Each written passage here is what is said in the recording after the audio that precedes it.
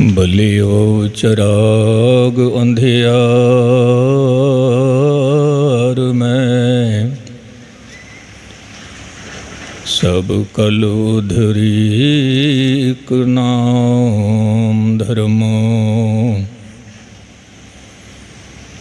ਪ੍ਰਗਟ ਸਗਲ ਹਰਿ ਭਵਨ ਮੈਂ,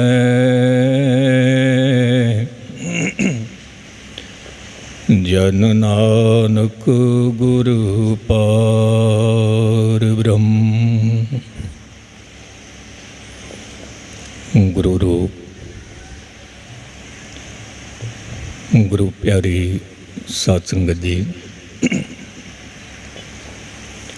ਗੁਰੂ ਫਤਿਹ ਪ੍ਰਵਾਨ ਕਰੋ। ਵਾਹਿਗੁਰੂ ਜੀ ਕਾ ਖਾਲਸਾ, ਵਾਹਿਗੁਰੂ ਜੀ ਕੀ ਫਤਿਹ। ਸਿੰਘ ਸਾਹਿਬ ਜੀ ਅਨਾਉਂਸਮੈਂਟ ਕਰਦਿਆਂ ਕਰਦਿਆਂ ਭਾਵੁਕ ਹੋ ਰਹੇ ਸੀ, ਕਿਉਂਕਿ ਭਾਵੁਕ ਉਹੀ ਹੁੰਦਾ ਹੈ ਜਿਨ੍ਹਾਂ ਨੂੰ ਸ਼ਬਦ ਦੀ ਚੋਟ ਲੱਗ ਜਾਂਦੀ ਹੈ। ਔਰ ਆਪ ਜੀ ਨੂੰ ਮੈਂ ਅਰਜ਼ ਕਰਾਂ, ਮੂਲ ਸ਼ਬਦ ਦੀ ਵਿਚਾਰ ਇਤਿਹਾਸ ਆਪ ਜੀ ਦੇ ਸਾਹਮਣੇ ਰੱਖਾਂ। ਉਸ ਤੋਂ ਪਹਿਲੀ ਗੱਲ, ਕਿਉਂਕਿ ਗੁਰਮੁਖਾਂ ਨੇ ਜਿਹੜੇ ਵਿਚਾਰ ਆਪ ਜੀ ਦੇ ਸਾਹਮਣੇ ਰੱਖੇ, ਮੈਨੂੰ ਗੱਲ ਚੇਤੇ ਆ ਗਈ ਕਿ ਕੋਈ ਨੌਜਵਾਨ ਬੱਚਾ ਬੈਠਾ ਹੋਇਆ ਹੈ ਸਮਾਧੀ ਜੋੜ ਕੇ, ਤੇ ਸਿਧਾਰਥ ਨੇ ਪੁੱਛ ਲਿਆ ਆਪਣੇ ਸਾਰਥੀ ਨੂੰ, ਇਹ ਕੌਣ ਹੈ ਜਿਹੜਾ ਇਸ ਮੁਦਰਾ ਵਿੱਚ ਬੈਠਾ ਹੋਇਆ ਹੈ? ਕੌਣ ਹੈ, ਕੌਣ ਹੈ? ਤੋ ਸਾਰਥੀ ਨੇ ਕਿਹਾ ਕਿ ਇਹ ਸੱਚ ਦੀ ਤਲਾਸ਼ ਵਿੱਚ ਬੈਠਾ ਹੋਇਆ ਹੈ। ਬਸ ਇਤਨੀ ਗੱਲ ਕਹਿਣ ਦੀ ਦੇਰੀ ਸੀ, ਸਿਧਾਰਥ ਰੋ ਪਿਆ, ਅੱਖਾਂ ਵਿੱਚ ਹੰਝੂ ਆ ਗਏ। ਕਹਿੰਦੇ ਨੇ ਉਹ ਜਿਹੜੇ ਅੱਖਾਂ ਦੇ ਵਿੱਚ ਹੰਝੂ ਆਏ ਸੀ, ਉਹ ਹੰਝੂ ਨਹੀਂ ਸਨ, ਉਸ ਦਿਨ ਬੁੱਧਤ ਦਾ ਜਨਮ ਹੋਇਆ ਸੀ। ਕਿਉਂਕਿ ਜਦੋਂ ਚੋਟ ਲੱਗਦੀ ਹੈ ਨੇਤਰ ਸਜਲ ਹੋ ਜਾਂਦੇ ਨੇ। ਹਕੀਕਤ ਹੈ, ਬਾਣੀ ਪੜ੍ਹਦਿਆਂ, ਸਿਮਰਨ ਕਰਦਿਆਂ, ਪਾਠ ਕਰਦਿਆਂ ਜੇ ਕਿਧਰੇ ਨੇਤਰ ਸਜਲ ਹੋ ਜਾਣ, ਸਮਝ ਲੈਣਾ ਨਾਨਕ ਨਦਰੀ ਨਦਰ ਨਿਹਾਲ। ਹਕੀਕਤ ਹੈ, ਜਿਸ ਮਾਈ ਦਾ ਜ਼ਿਕਰ ਕਰਦੇ ਪਏ ਸੀ,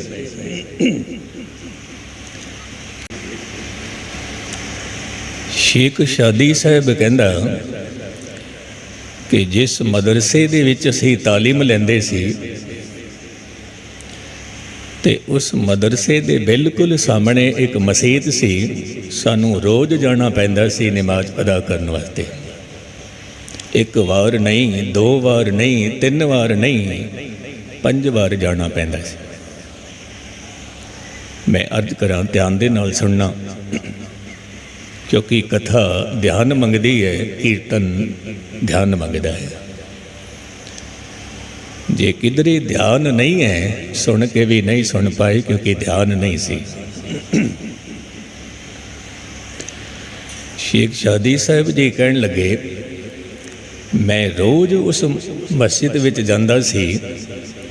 ਸਵੇਰ ਦੇ ਵਕਤ ਤਾਂ ਮੈਂ ਠੀਕ ਹੁੰਦਾ ਸੀ, ਸ਼ਾਮ ਦੇ ਵਕਤ ਵੀ ਮੈਂ ਠੀਕ ਹੁੰਦਾ ਸੀ, ਪਰ ਦੁਪਹਿਰ ਵੇਲੇ ਮੈਂ ਖੁਦਾ ਨੂੰ ਗਾਲਾਂ ਕੱਢਦਾ ਸੀ। ਖੁਦਾ ਕਿਉਂ ਗਾਲਾਂ ਕੱਢਦਾ ਸੀ?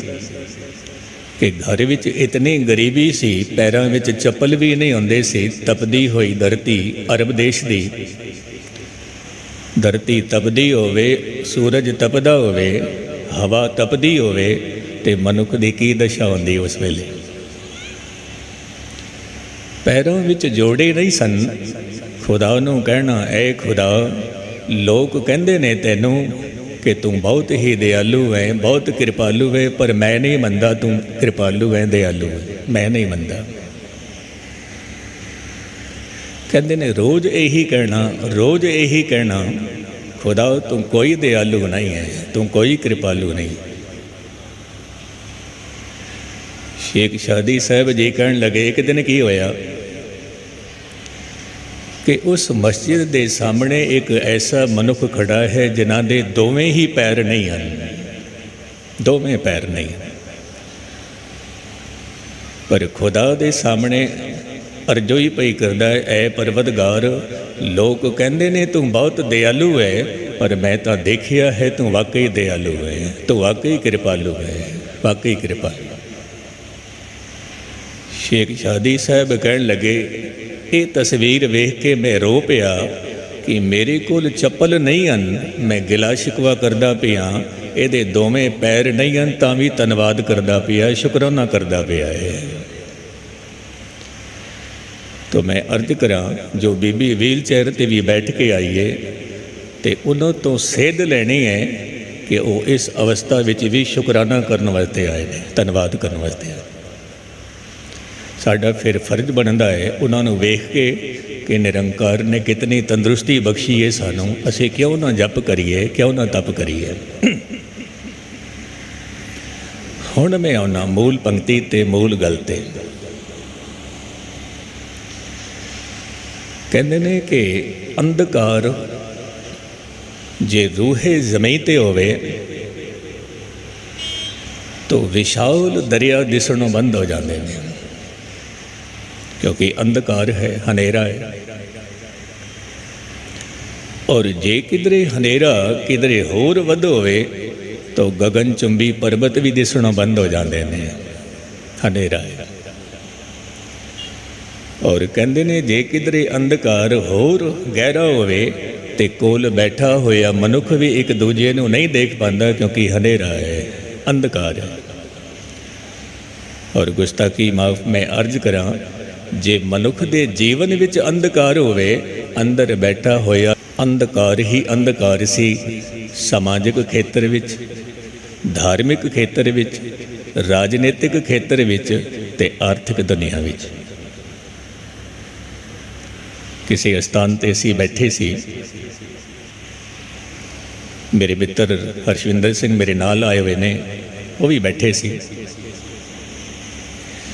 आसा की वार दा कीर्तन चल रहा सी ते किसी ने कह दिता, आसा की वार मनुख दी आस पूरी कर दी है। मैं क्या गुस्ताखी माफ, सामाजिक जीवन कैसा होवे, राजनीतिक जीवन कैसा होवे, सामाजिक जीवन कैसा होवे, धार्मिक जीवन कैसा होवे, ये आसा की वार विच पुकार पुकार के किया गया है, पुकार पुकार के किया गया। तुम बोल सुन इलाही बोल सुन। राजनीतिक दुनिया विच की अंधकार सी ते धन गुरु ग्रंथ साहिब महाराज दे बोल की कहंदे ने, कल काती राजे कसाई धर्म पंख कर उड़ रिया। कल कहंदे ने कलेश नूं, कलेश। आप जी नूं मैं अर्ज करा, राजनीतिक जीवन विच कलेश लोग बर्दाश्त कर लेंदे ने, कलेश हुंदा है राजनीतिक खेत्र विच। पर जदों सामाजिक खेत्र विच कलेश आया ते मनुख थोड़ा जिहा घबरा गया, क्योंकि समाज विच कलेश होवे मनुख दा सामाजिक विकास नहीं हो पाता। पर खैर फिर भी मनुख कबूल कर लेंदा है। फिर मनुख कोई आसरा लभदा है कि मैं ऐसे स्थान ते जावां जिथे कलेश ना होवे।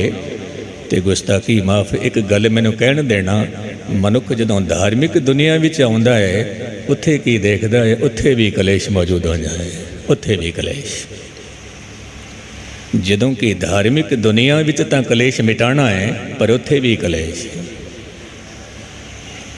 गुरु नानक साहिब महाराज जी दे आउण तो पहला समाजिक हनेरा, राजनीतिक विच हनेरा, आर्थिक दुनिया विच हनेरा, धार्मिक दुनिया विच हनेरा।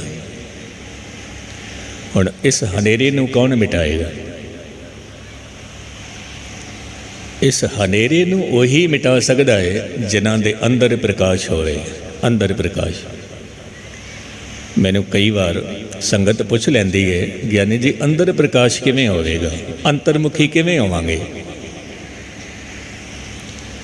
तो मैनू अर्ज करनी पैंदी है कि असी अक्सर कह देने मैं खूह दे विचों पानी कढ़िया है, पर गुस्ताखी माफ, खूह दे विचों पानी कढ़िया नहीं जाता, पानी अपने आप निकलता है, अपने आप, बशर्ते कि तू मिट्टी ते कंकड़ पत्थर उधरों कढ़ ले, पानी अपने आप ही आएगा, अपने आप। जे जीवन दे विचों तू ईर्खा कढ़ लवें, क्रोध कढ़ लवें, लोभ कढ़ लवें, तमाम विकार जेकर तू कढ़ लवें, तो फिर अपने आप ही अंदर प्रकाश होवेगा, क्योंकि रब तेरे अंदर ही बैठा हुआ है। दिल के आईने में है तस्वीरें यार, जब जी चाहा गर्दन झुकाई और देख लिया, अंदर बैठा है, अंदर बैठा है। मैंने भाई साहब भाई नंदलाल दी एक गल याद आ गई। धन गुरु गोबिंद सिंह महाराज नूं कहण लगे, महाराज मैं कुछ कहना चाहता। चंगा कहो। आप जी दी रसना चो बोल निकले कि दिल अगर दाना बवद, ध्यान दे नाल सुनना, दिल अगर दाना बवद, अंदर किनार सो यार हस्त, चश्म गर भी ना बवद, हर तरफ दीदार हस्त, हर तरफ दीदार। जे किधरे दिल सियाणा होवे तो कहते ने रब अंदर ही बैठा होया है, जे अखां देखण वालियां होण तो हर तरफ दीदार हस्त, हर तरफ ओही बैठा होया है, ओही बैठा। भाग लगिया तलवंडी दी धरती, एक ऐसी इलाही रूह का आगमन होया, नाम रखिया नानक, नाम प्लस अन प्लस अक,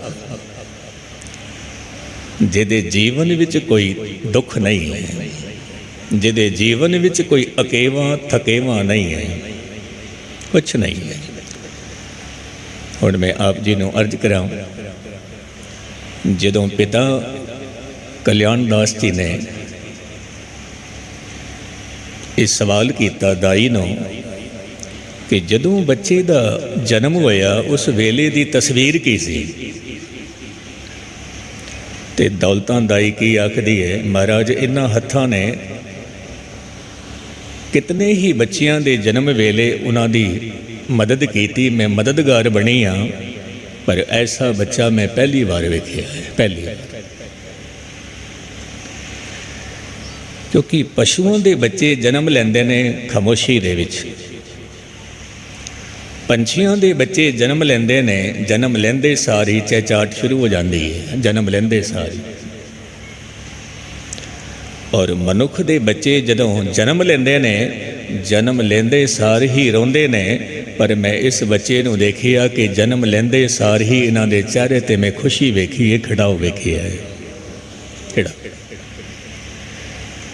तो एक आलम की कहता है, जेड़ा बच्चा रोंदे हुए जन्म लेंदा पिया है, गुस्ताखी माफ, सारी जिंदगी वो खुद भी रोंदा है तो दूजे नूं भी रुलांदा है, सारी जिंदगी। और जेड़ा हंसदे हुए जन्म ले रहा है, वो सारी जिंदगी खुद भी हंसदा है, खलकत दी झोली विच भी हसी ते खेड़ा पाउंदा है, सारी मखलूक दी झोली विच। जगत गुरु बाबा गुरु नानक साहिब महाराज जदों 5 साल दे होए, मैं इतिहास के नाल नाल मैं अर्ज भी करांगा गुरु साहिब जी का सिद्धांत की है, उहदे बारे भी मैं अर्ज करांगा। जदों बच्चा 5 साल का होवे, हर एक पिता दी, हर एक माँ दी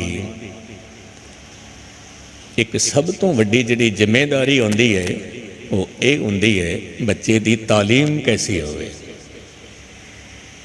हर पिता की फिक्र होंदी है बच्चे की तालीम कैसी होवे, या फिर समय के मुताबिक ये फिक्र होंदी है बच्चे का गृहस्थ जीवन कैसा होवे। ये 2 चिंतावां हर पिता कोल, हर माँ कोल। जदों गुरु नानक साहिब नूं पांदे कोल भेजिया गया, ध्यान दे नाल सुनना, ਗੁਰੂ ਨਾਨਕ ਸਾਹਿਬ ਮਹਾਰਾਜ ਪਾਂਧੇ ਨੂੰ ਹੀ ਸਵਾਲ ਪੁੱਛ ਬੈਠੇ। ਸਵਾਲ ਕੀ ਪੁੱਛ ਬੈਠੇ ਕਿ ਜਿਹੜੀ ਤਾਲੀਮ ਆਪ ਜੀ ਮੈਨੂੰ ਦੇਣ ਲੱਗੇ ਹੋ, ਇਸ ਤਾਲੀਮ ਦੇ ਨਾਲ ਧਾਰਮਿਕ ਦੁਨੀਆ ਵਿੱਚ ਕੀ ਫਾਇਦਾ ਹੋਵੇ।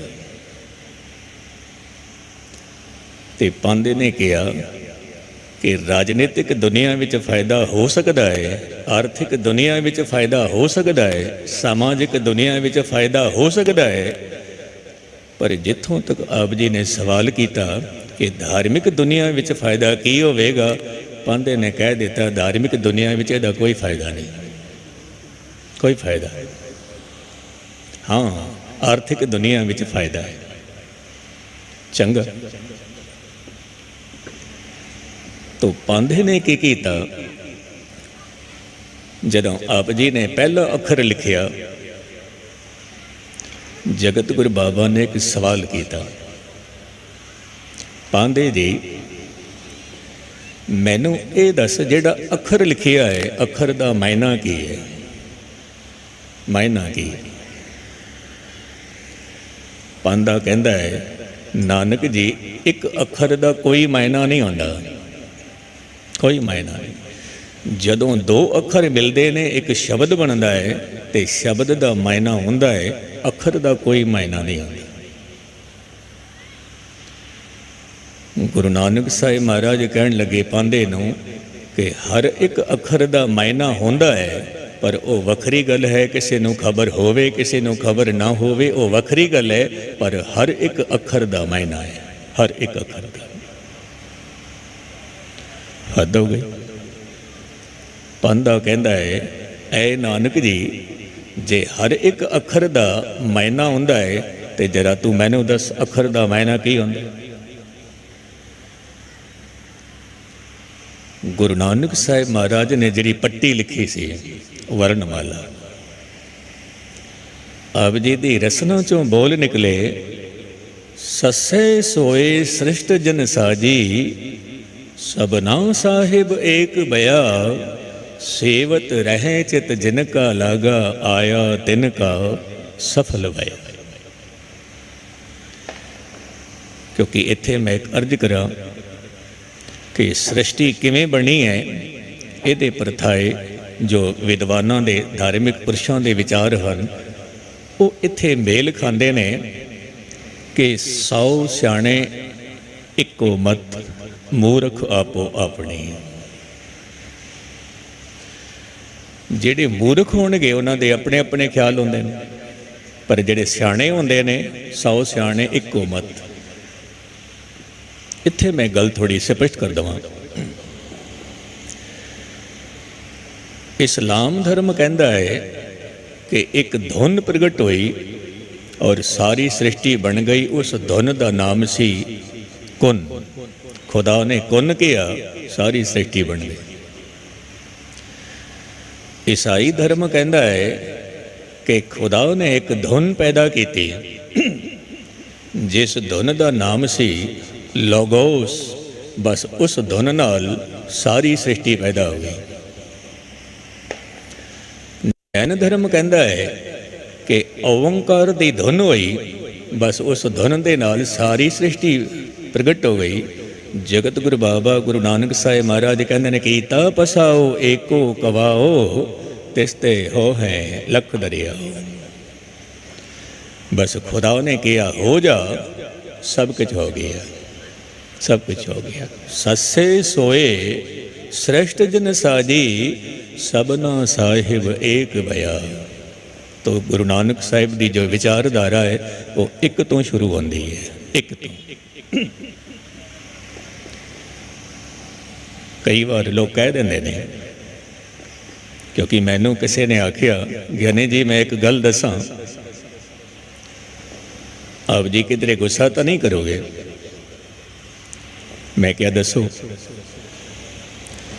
ते वो मुसलमान कहता है थोड़े वाहिगुरु तो साडा खुदा बहुत वड्डा है, खुदा बहुत वड्डा है। मैं फिर अर्ज करा, ध्यान देना, थोड़े वाहिगुरु तो साडा खुदा बहुत वड्डा है, बहुत वड्डा है।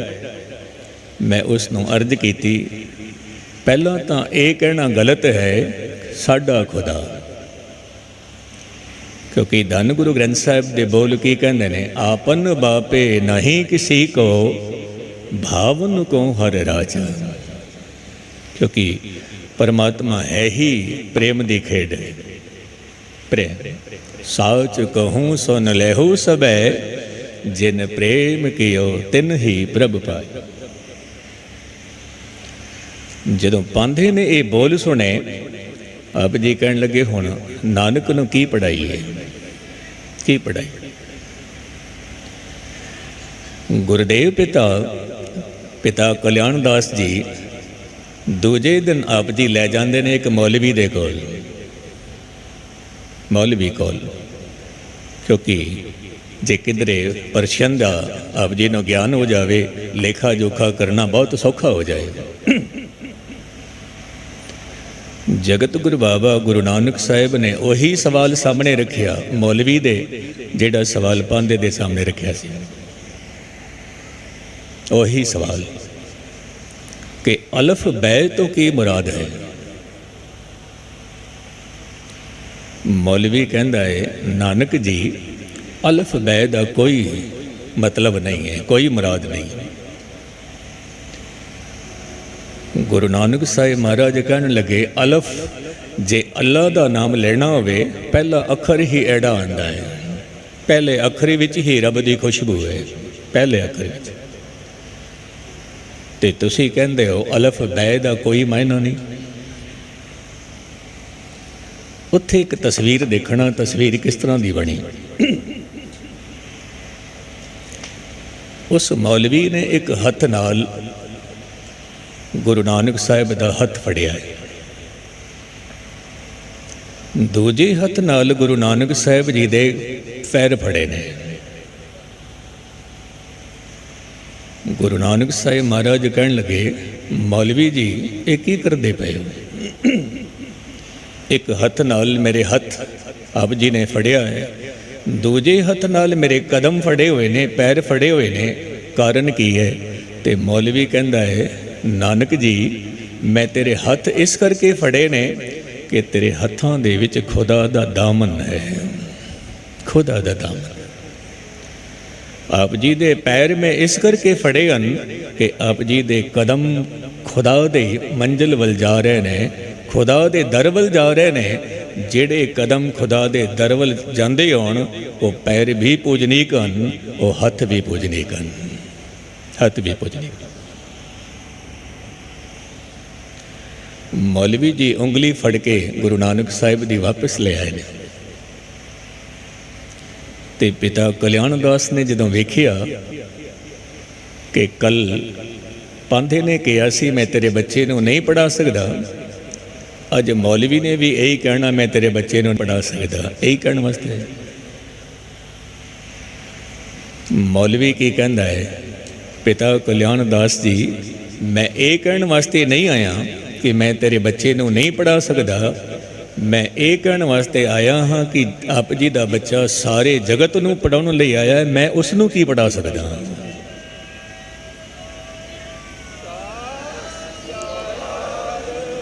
कहंदे ने जेड़ा सारे जगत नूं पढ़ाउण लई आया है, मैं उसनूं की पढ़ावां, मैं उसनूं की पढ़ावां।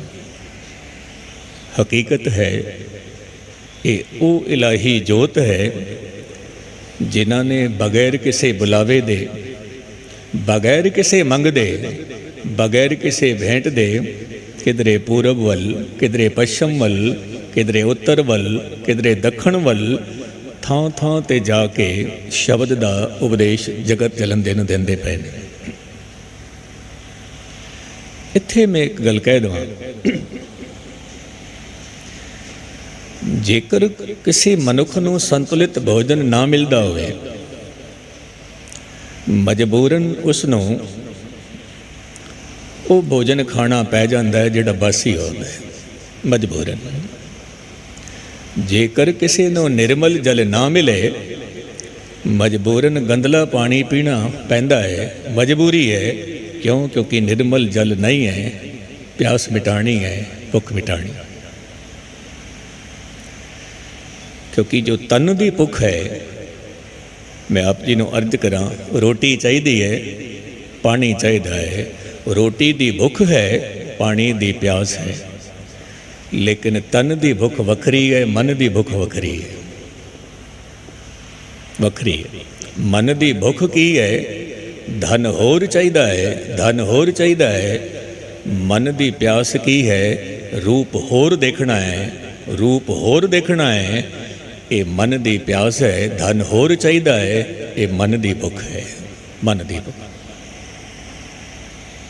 तो कई बार मैं अर्ज करना, जदों मनुख की तन की भुख खत्म होती है, फिर मन की भुख शुरू होती है। जदों मन की भुख किसी सीमा तक मुकती है, फिर आत्मा की भुख शुरू होती है, आत्मा की भुख।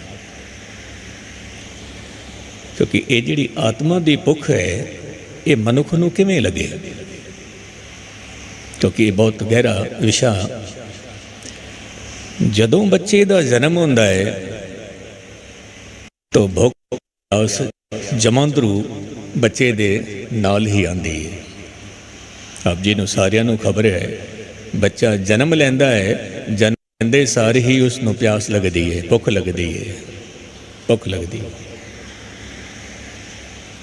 पर जिथों तक परमात्मा की गल करिए, ये भुख जमांदरू भुख नहीं है, ये भुख लगानी पैंदी है। संगत करके, सिमरन करके, साधना करके ये भुख लगानी पैंदी है। पाठ सुन के, कीर्तन सुन के भुख लगानी पैंदी है, लगानी पैंदी। पर गुस्ताखी माफ, कई बार की होया, 50-50 साल निकल गए, गुरुद्वारे जांदे जांदे दुनिया के पदार्थों की तो भुख वधदी गई, पर गुरु की भुख नहीं लगी, गुरु की प्यास नहीं वधी, नहीं वधी गुरु की प्यास। कारण की है? कई बार मजबूरन मैनू कहना पै जाता है कि जदों मनुख नूं भुख ना लगती होवे ते मनुख डॉक्टर कोल जाता है। कीता नहीं बने, मनुख नूं डॉक्टर कोल जाना पैंदा है। और मनुख नूं परमात्मा की भुख नहीं लगी, कदे भी ये चिंता का विषय नहीं होंदा। भुख लगी लगी नहीं लगी तो ना सही, कोई गल नहीं है। कीता होया भजन, मैं फिर गल दोहरा देवां, कीता होया भोजन खून नहीं बनिया, चिंता का विषय है। और कीता होया भजन जे प्रेम नहीं बनिया, चिंता का विषय है, चिंता का विषय। तो एक कीता होया भजन प्रेम बन जावे, उहदे लई की करना पेगा? एक दो गल्लां मैं आप जी दे सामने रखा।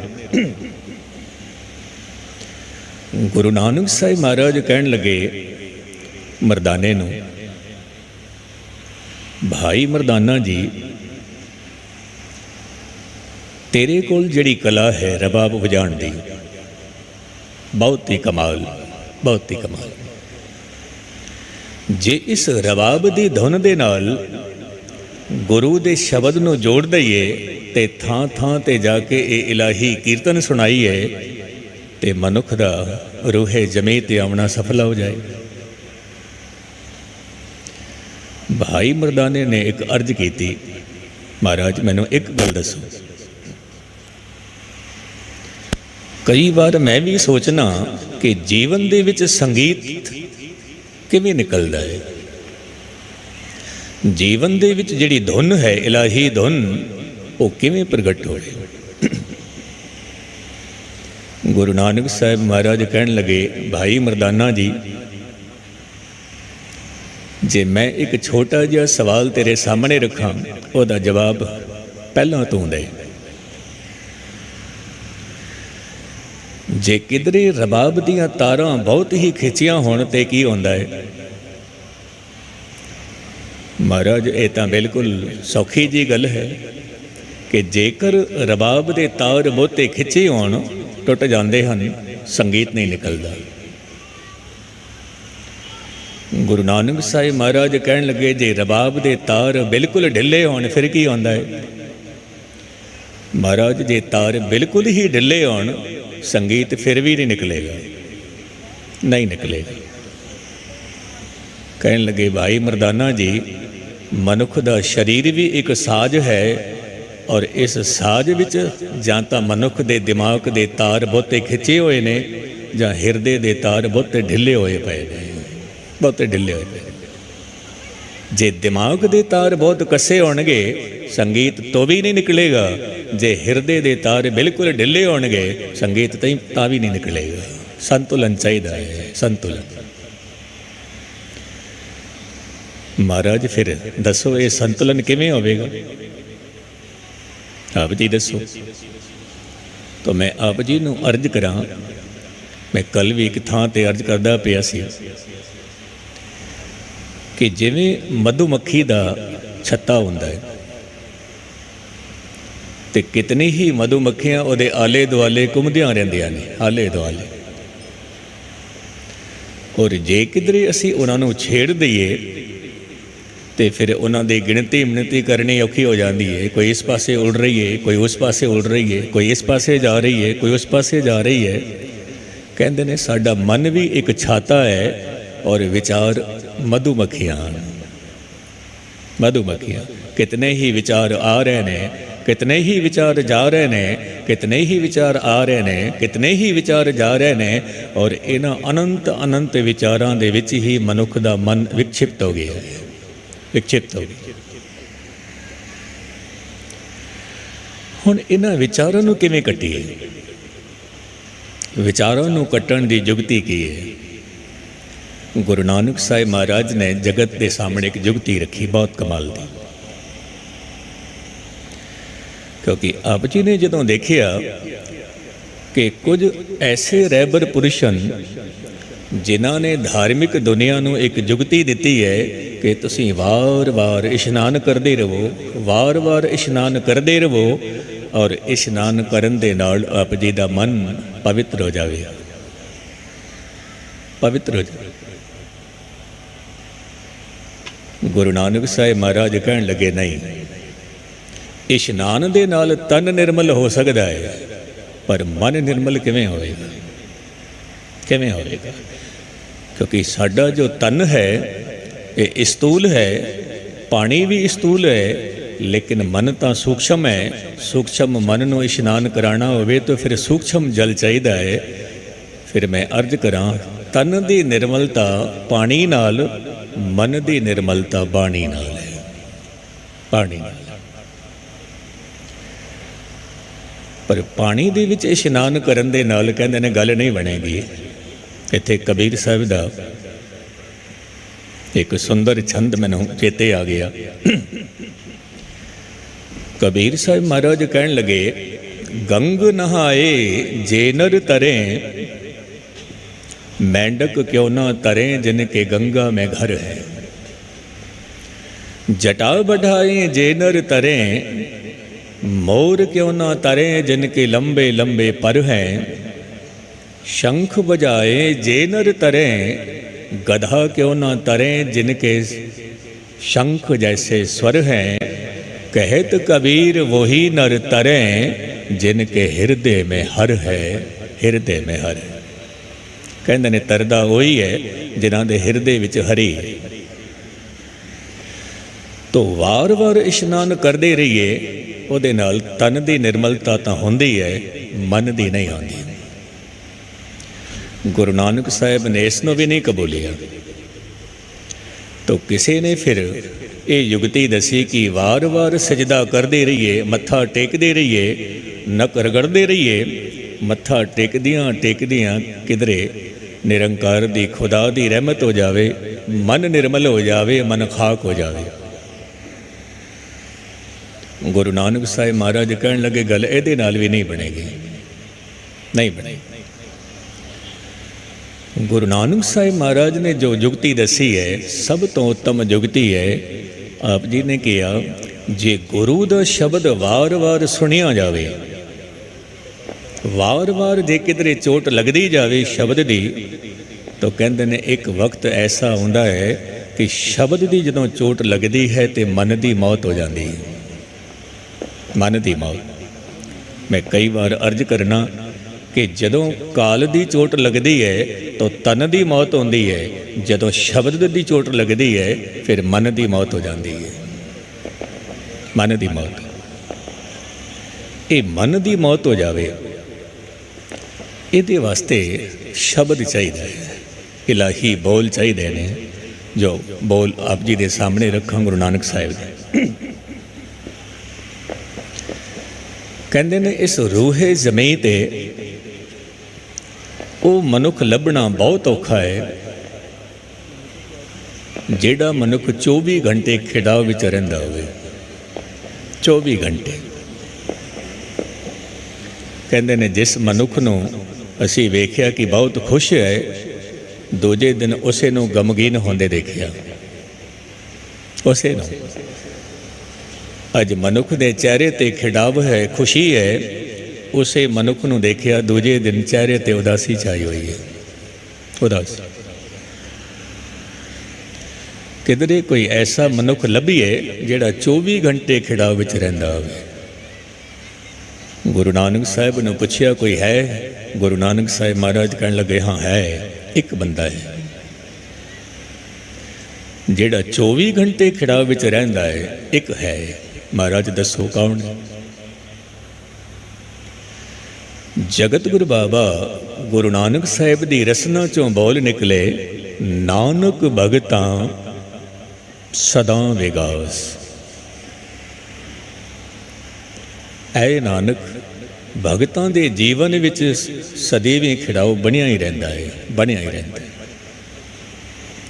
ਕਹਿਣ ਲੱਗੇ ਐਸਾ ਉਹਨਾਂ ਨੇ ਕੀ ਕੀਤਾ ਕਿ 24 ਘੰਟੇ ਮਨੁੱਖ ਖਿਡਾਓ ਵਿੱਚ ਰਹਿੰਦਾ ਹੈ, ਐਸਾ ਕੀ ਕੀਤਾ ਉਸਨੇ? ਕਹਿਣ ਲੱਗੇ ਉਹਨਾਂ ਦੇ ਜੀਵਨ ਵਿੱਚ ਦੁੱਖ ਮਿਟ ਗਏ ਨੇ। ਹੁਣ ਧਿਆਨ ਦੇ ਨਾਲ ਸੁਣਨਾ, ਮਨੁੱਖ ਦੇ ਜੀਵਨ ਵਿੱਚ ਦੁੱਖ ਕਿਵੇਂ ਆਉਂਦੇ ਨੇ? ਦੁੱਖਾਂ ਦਾ ਮੂਲ ਕਾਰਨ ਕੀ ਹੈ? ਮੂਲ ਕਾਰਨ ਸਾਡੇ ਮੁਲਕ ਦੇ ਇੱਕ ਮਹਾਨ ਮਹਾਤਮਾ ਹੋਏ, ਜਿਸ ਨੂੰ ਮਹਾਤਮਾ ਬੁੱਧ ਕਹਿੰਦੇ ਨੇ। ਮਹਾਤਮਾ ਬੁੱਧ ਕਹਿੰਦਾ ਸੀ ਕੋਈ ਭਗਵਾਨ ਨਹੀਂ, ਕਰਮ ਭਗਵਾਨ ਹੈ, ਕਰਮ ਭਗਵਾਨ। ਧੰਨ ਗੁਰੂ ਅਰਜਨ ਦੇਵ ਸਾਹਿਬ ਮਹਾਰਾਜ ਕਹਿੰਦੇ ਨੇ ਕਿਰਤ ਕਰਮ ਕੇ ਵਿਛੜੇ, ਵਿਛੜਿਆਂ ਕਰਮ ਕਰਕੇ, ਕਹਿੰਦੇ ਨੇ ਮਿਲਨ ਹੋਵੇਗਾ ਰਹਿਮਤ ਕਰਕੇ, ਤਾਂ ਕਰਮ ਪ੍ਰਦਾਨ ਹੈ, ਕਰਮ ਪ੍ਰਦਾਨ। ਗੁਰੂ ਨਾਨਕ ਸਾਹਿਬ ਮਹਾਰਾਜ ਕਹਿੰਦੇ ਨੇ ਮਨੁੱਖ ਦੇ ਜੀਵਨ ਵਿੱਚ ਦੁੱਖ ਕਿਉਂ ਕਰਕੇ ਆਏ? ਕਿਉਂਕਿ ਮਨੁੱਖ ਨੇ ਕਰਮ ਹੀ ਐਸੇ ਕੀਤੇ ਸੀ, ਗੁਨਾਹ ਹੋ ਗਏ, ਪਾਪ ਹੋ ਗਏ। ਦੁੱਖਾਂ ਦਾ ਜਨਮ ਹੋਇਆ ਪਾਪਾਂ ਤੋਂ। ਹੁਣ ਮਨੁੱਖ ਦੀ ਐਸੀ ਬਿਰਤੀ ਬਣ ਜਾਵੇ ਕਿ ਮਨੁੱਖ ਦੇ ਜੀਵਨ ਵਿੱਚੋਂ ਪਾਪ ਹੋਣੇ ਬੰਦ ਹੋ ਜਾਣ, ਉਹਦੇ ਵਾਸਤੇ ਕੀ ਕਰੀਏ? ਧੰਨ ਗੁਰੂ ਗ੍ਰੰਥ ਸਾਹਿਬ ਦੇ ਬੋਲ ਨੇ।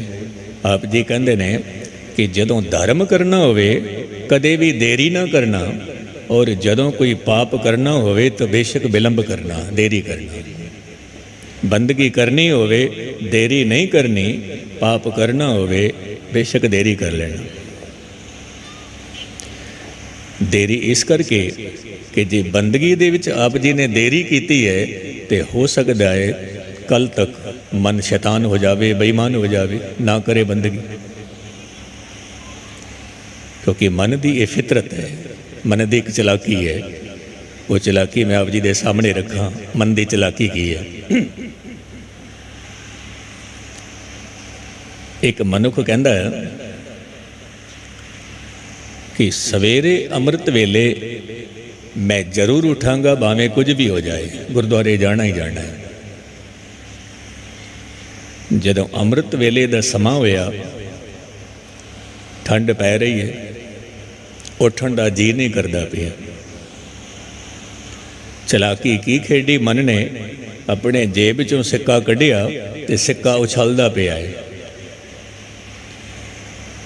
ਤੇ ਆਪਣੇ ਆਪ ਨੂੰ ਕੀ ਕਹਿੰਦਾ ਹੈ? ਜੇ ਕਿਧਰੇ ਸਿੱਕਾ ਇਸ ਪਾਸੇ ਗਿਰਿਆ ਤੇ ਉਠਾਂਗਾ, ਜੇ ਪੁੱਠੇ ਪਾਸੇ ਗਿਰਿਆ ਤੇ ਨਹੀਂ ਉਠਾਂਗਾ। ਇਹ ਸਾਹਮਣੇ ਹੈਡ ਆਇਆ ਉਠਾਂਗਾ, ਟੈਲ ਆਇਆ ਨਹੀਂ ਉਠਾਂਗਾ। ਤੇ ਜਦੋਂ ਉਸਨੇ ਸਿੱਕਾ ਉਛਾਲਿਆ, ਉਹ ਸਿੱਕਾ ਜਦੋਂ ਜ਼ਮੀਨ ਤੇ ਡਿੱਗਿਆ, ਉਸਨੇ ਦੇਖਿਆ ਹੈਡ ਆ ਗਿਆ। ਮਨ ਕੀ ਕਹਿੰਦਾ ਹੈ? ਇੱਕ ਵਾਰੀ ਹੋਰ ਉਛਾਲ ਕੇ ਦੇਖ ਲੈ ਕੀ ਫਰਕ ਪੈਂਦਾ ਹੈ। ਕੀ ਫਰਕ ਪੈਂਦਾ ਹੈ। ਸਾਧੂ ਸੰਤ ਵੀ ਤਾਂ ਕਹਿੰਦੇ ਨੇ ਮੇਰਾ ਦੂਜਾ ਬਚਨ ਖਾਲੀ ਨਾ ਜਾਵੇ, ਮੰਗ ਲੈ, ਦੂਜੀ ਵਾਰ ਵੀ ਉਛਾਲ ਕੇ ਦੇਖਣਾ। ਦੂਜੀ ਵਾਰ ਵੀ ਸਿੱਕਾ ਉਛਾਲਦਾ ਹੈ, ਸਿੱਕਾ ਉਸੇ ਤਰ੍ਹਾਂ ਡਿੱਗਦਾ ਹੈ, ਹੈਡ ਉੱਪਰ ਆਉਂਦਾ ਹੈ। ਮਨ ਕੀ ਕਹਿੰਦਾ ਹੈ? ਕਹਿੰਦਾ ਤੀਜੀ ਵਾਰ ਹੋਰ ਕਰਕੇ ਦੇਖ ਲੈ, ਕੀ ਫਰਕ ਪੈਂਦਾ ਹੈ, ਕੀ ਫਰਕ ਪੈਂਦਾ ਹੈ। ਤੀਜੀ ਵਾਰ ਫਿਰ ਜਦੋਂ ਸਿੱਕਾ ਉਛਾਲਿਆ ਤੇ ਉਹ ਜ਼ਮੀਨ ਤੇ ਡਿੱਗਦਾ ਹੈ ਤੇ ਉੱਪਰ ਆਉਂਦਾ ਹੈ ਟੈਲ। ਇਹ ਬੰਦਾ ਕਹਿੰਦਾ ਹੁਣ ਠੀਕ ਹੈ, ਕੱਲ ਤੋਂ ਬੰਦਗੀ ਕਰਾਂਗੇ, ਕੱਲ ਤੋਂ ਉਠਾਂਗੇ, ਹੁਣ ਨਹੀਂ। ਹਕੀਕਤ ਹੈ। ਧੰਨ ਗੁਰੂ ਗ੍ਰੰਥ ਸਾਹਿਬ ਮਹਾਰਾਜ ਕਹਿੰਦੇ ਨੇ, ਮਨ ਖੁੱਟ ਹਰ ਤੇਰਾ ਨਹੀਂ ਵਿਸਾਸ, ਤੂੰ ਮਹਾ ਉਦਮਾਦਾ, ਖਰ ਕਾ ਪੈਖਰ ਤਉ ਛੁਟੇ ਜਿਉ ਉੱਪਰ ਲਾਦਾ। ਮਨ ਹੈ। ਧੰਨ ਗੁਰੂ ਨਾਨਕ ਸਾਹਿਬ ਮਹਾਰਾਜ ਕਹਿੰਦੇ ਨੇ, ਦੁੱਖ ਮਿਟ ਗਏ, ਪਾਪ ਮਿਟ ਗਏ। ਕਿਉਂ? ਕਿਉਂਕਿ ਗੁਰੂ ਦੇ ਬੋਲ ਸੁਣ ਸੁਣ ਕੇ ਪਾਪ ਮਿਟ ਗਏ। ਨਾਨਕ ਭਗਤਾਂ ਸਦਾ ਵਿਗਾਸ, ਸੁਣਿਐ ਦੁਖ ਪਾਪ ਕਾ ਨਾਸ। ਸੁਣਿਐ ਦੁਖ ਪਾਪ ਕਾ ਨਾਸ। ਰਸਨਾ ਜਪਦੀ ਰਵੇ, ਕੰਨ ਸੁਣਦੇ ਰਹਿਣ। ਸੁਣ। ਇੱਕ ਮੈਂ ਹੋਰ ਅਰਜ਼ ਕਰਾਂ ਕਿ ਸੁਣਨ ਦੀ ਵੀ ਜੁਗਤੀ ਚਾਹੀਦੀ ਹੈ, ਜੁਗਤੀ ਚਾਹੀਦੀ। ਆਪ ਜੀ ਨੇ ਕਹਿਣਾ, ਗਿਆਨੀ ਜੀ ਸੁਣਨ ਦੀ ਜੁਗਤੀ ਕੀ ਹੈ, ਜਰਾ ਦੱਸੋ। ਤੇ ਕਈ ਵਾਰ ਕੀ ਹੁੰਦਾ ਹੈ, ਕੀਰਤਨ ਚੱਲ ਰਿਹਾ ਹੁੰਦਾ ਹੈ, ਕੁਝ ਪ੍ਰੇਮੀ ਬੈਠ ਕੇ ਪਾਠ ਕਰ ਰਹੇ ਹੁੰਦੇ ਨੇ। ਇਹ ਮਨ ਇੱਕ ਸਮੇਂ ਦੇ ਵਿੱਚ ਜਾਂ ਸੁਣ ਸਕਦਾ ਹੈ ਜਾਂ ਪਾਠ ਕਰ ਸਕਦਾ ਹੈ, ਦੋਵੇਂ ਇਕੱਠੇ ਨਹੀਂ ਹੋ ਸਕਦੇ, ਨਹੀਂ ਹੋ ਸਕਦੇ।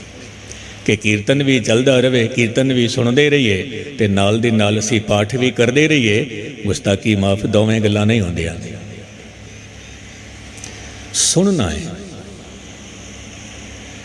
ਫਿਰ ਸੁਣਨ ਦੀ ਜੁਗਤੀ ਕੀ ਹੈ? ਸਾਹਿਬ ਕਹਿੰਦੇ ਨੇ ਸੁਣਨ ਦੀ ਜੁਗਤੀ ਹੈ ਧਿਆਨ। ਧਿਆਨ। ਮੈਨੂੰ ਭਾਈ ਸਾਹਿਬ, ਭਾਈ ਵੀਰ ਸਿੰਘ ਦੀ ਇੱਕ ਗੱਲ ਚੇਤੇ ਆ ਗਈ, ਉਹ ਵੀ ਆਪ ਜੀ ਦੇ ਸਾਹਮਣੇ ਰੱਖਾਂ। ਭਾਈ ਸਾਹਿਬ ਜੀ ਬੈਠੇ ਹੋਏ ਸੀ, ਆਪ ਜੀ ਦੇ ਨਾਲ ਉਹਦਾ ਇੱਕ ਮਿੱਤਰ ਵੀ ਬੈਠਾ ਸੀ। ਕੀ ਵੇਖਦੇ ਨੇ, ਇੱਕ ਗੁਰਸਿੱਖ ਪ੍ਰੇਮੀ ਜਪਜੀ ਸਾਹਿਬ ਦਾ ਪਾਠ ਕਰਦਾ ਪਿਆ। ਇੱਕ ਪੰਕਤੀ ਨੂੰ ਕਦੇ 2 ਵਾਰ ਦੁਹਰਾਉਂਦਾ ਹੈ, ਕਦੇ 3 ਵਾਰ ਦੁਹਰਾਉਂਦਾ ਹੈ, ਕਦੇ ਇੱਕ ਪੰਕਤੀ ਨੂੰ ਇੱਕੋ ਹੀ ਵਾਰ ਜਪ ਕੇ ਫਿਰ ਅੱਗੇ ਨਿਕਲ ਜਾਂਦਾ ਹੈ। ਕਦੇ ਇੱਕ ਪੰਕਤੀ ਨੂੰ 2 ਵਾਰ, ਕਦੇ ਇੱਕ ਪੰਕਤੀ ਨੂੰ 3 ਵਾਰ, 3 ਵਾਰ। ਭਾਈ ਸਾਹਿਬ, ਭਾਈ ਵੀਰ ਸਿੰਘ ਜੀ ਆਪਣੇ ਮਿੱਤਰ ਨੂੰ ਕਹਿੰਦੇ ਨੇ, ਇਹਨੂੰ ਜਾ ਕੇ ਪੁੱਛ ਕਿ ਇੱਕ ਪੰਕਤੀ ਕਈ ਵਾਰੀ ਤੂੰ 2 ਵਾਰ ਪੜ੍ਹਦਾ ਹੈ, ਕਦੇ 3 ਵਾਰ ਪੜ੍ਹਦਾ ਹੈ, ਕਦੇ 4 ਵਾਰ ਪੜ੍ਹਦਾ ਹੈ, ਕਾਰਨ ਕੀ ਹੈ ਇਹਦਾ? ਉਸਨੇ ਜਿਹੜਾ ਜਵਾਬ ਦਿੱਤਾ, ਉਸ ਗੁਰਸਿੱਖ ਨੇ ਕਾਬਲੇ ਕਬੂਲ ਜਵਾਬ ਦਿੱਤਾ। ਕਾਬਲੇ ਕਹਿਣ ਲੱਗੇ, ਭਾਈ ਸਾਹਿਬ ਜੀ, ਜਦੋਂ ਮੈਂ ਜਪਜੀ ਸਾਹਿਬ ਦਾ ਪਾਠ ਕਰਨ ਬੈਠਾ ਸੀ ਤਾਂ ਸੰਕਲਪ ਮੈਂ ਇਹ ਧਾਰਨ ਕੀਤਾ ਸੀ ਕਿ ਇਹ ਪਾਠ ਮੈਂ ਗੁਰੂ ਨਾਨਕ ਦੀ ਹਜ਼ੂਰੀ ਵਿੱਚ ਕਰਨਾ ਹੈ। ਸੰਕਲਪ। ਕਿਉਂਕਿ ਜਦੋਂ ਆਪ ਜੀ ਸੰਕਲਪ ਕਰਕੇ ਬੈਠੋਗੇ ਪਾਠ ਕਰਨ ਵਾਸਤੇ, ਸੰਕਲਪ ਆਪ ਜੀ ਨੇ ਕੀਤਾ, ਕਬੀਰ ਸਾਹਿਬ ਨੂੰ ਮਿਲਿਆ ਮੈਨੂੰ ਵੀ ਮਿਲੇਗਾ, ਫਰੀਦ ਨੂੰ ਮਿਲਿਆ ਮੈਨੂੰ ਵੀ ਮਿਲੇਗਾ, ਮੀਰਾ ਬਾਈ ਨੂੰ ਮਿਲਿਆ ਮੈਨੂੰ ਵੀ ਮਿਲੇਗਾ।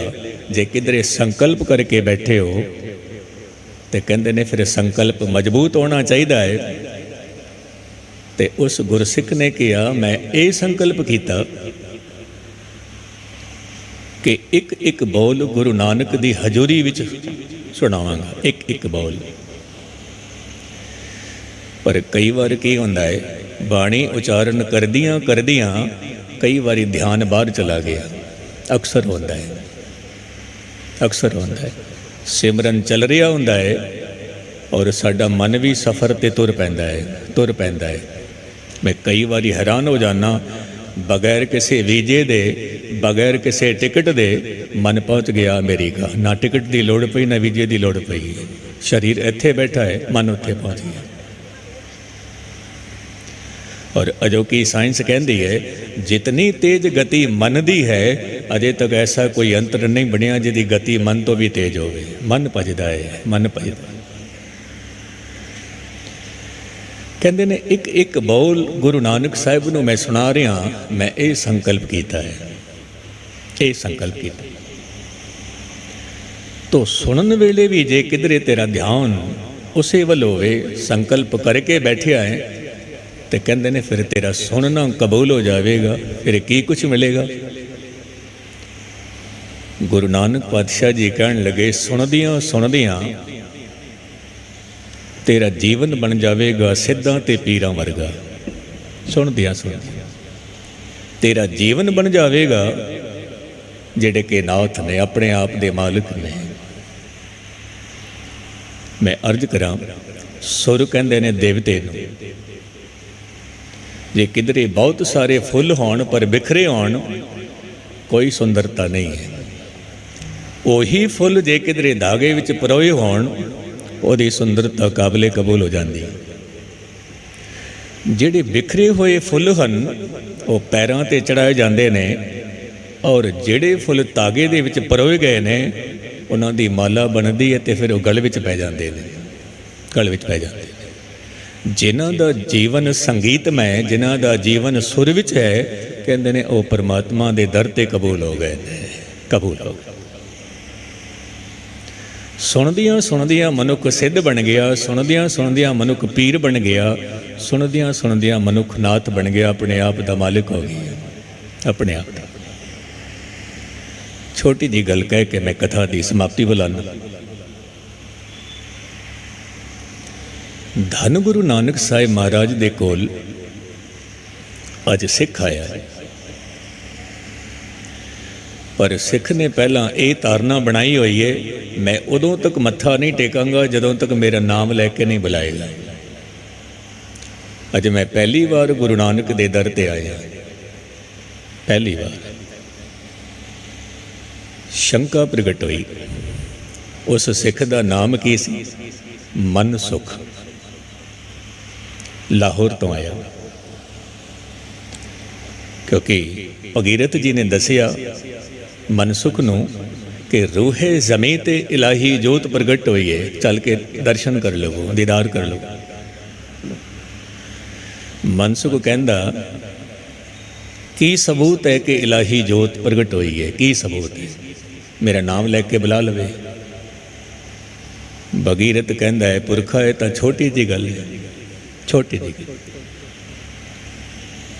पर जिवें ही भाई मनसुख मत्था टेकदे ने, गुरु नानक साहिब महाराज कहन लगे पुरखा जीवन विच कदे सुख भी मिलिया है जां नाम ही रखिया होया है मनसुख? मनसुख दे नेत्र सजल हो गए, कहन लगे महाराज अजे तक तो मन का सुख नहीं नसीब होया, पर हुण जरूर होएगा, हुण जरूर होएगा। गुरु नानक साहिब महाराज कहन लगे ये तीन गल्लां चेते रख ले। पहली गल, गुरु दा हुक्म मनना है। हुक्म मनीए होवे परवान तो खसमे का मैल पाइस। गुरु के भाणे विच रहना है, भाणे विच रहना। भाणे विच रहंदे रहंदे तैनूं हंकार भी आएगा कि मैं गुरु दे भाणे विच रहिंदा। ये यकीनन गल है, जिहड़ा भी कोई बाणे विच रहिंदा है कई बार कह दिंदा है मैं तो बाणे विच रहिंदा, इत्थे भी हंकार आ जांदा। हंकार तो बचण वास्ते तैनूं बाणी पढ़नी पैगी, इलाही शब्द पढ़ने पैणगे, निरंकार दा सिमरन करना पैगा। ये तीनों गल्लां आप जी ने चेते रखनिया। नानक नदरी नदर नेहा। बहुत बहुत धन्यवाद। धन गुरु ग्रंथ साहिब जी महाराज जी का मेरा प्रयात रख के आप जी ने कथा करा ली। बहुत बहुत धन्यवाद समूह संगतां दा, मैंबर साहिबान, क्योंकि मैनू एक गल चेते आई कि धन गुरु नानक साहिब ने जो सच्चा सौदा किया सी, लंगर छकाया सी, एक गुरु की रसोई इस तरह लगता है कि इतिहास दोहराया जा रहा है, दोहराया जा रहा है। तो उसी तरह गुरु नानक साहिब का जो मिशन, बाणी का प्रचार, ਇਹ ਜੋ ਸਮੂਹ ਸੰਗਤਾਂ ਨੇ ਆਪਸ ਵਿੱਚ ਮਿਲ ਵਰਤਣ ਕਰਕੇ ਇਹ ਉਪਰਾਲਾ ਕੀਤਾ। ਗੁਰੂ ਨਾਨਕ ਸਾਹਿਬ ਹੋਰ ਰਹਿਮਤਾਂ ਕਰਨ, ਇਹ ਪ੍ਰੋਗਰਾਮ ਚੜ੍ਹਦੀ ਕਲਾ ਦੇ ਵਿੱਚ ਰਹਿਣ, ਭੁੱਲਾਂ ਚੁੱਕਾਂ ਦੀ ਖਿਮਾ। ਵਾਹਿਗੁਰੂ ਜੀ ਕਾ ਖਾਲਸਾ, ਵਾਹਿਗੁਰੂ ਜੀ ਕੀ ਫਤਿਹ।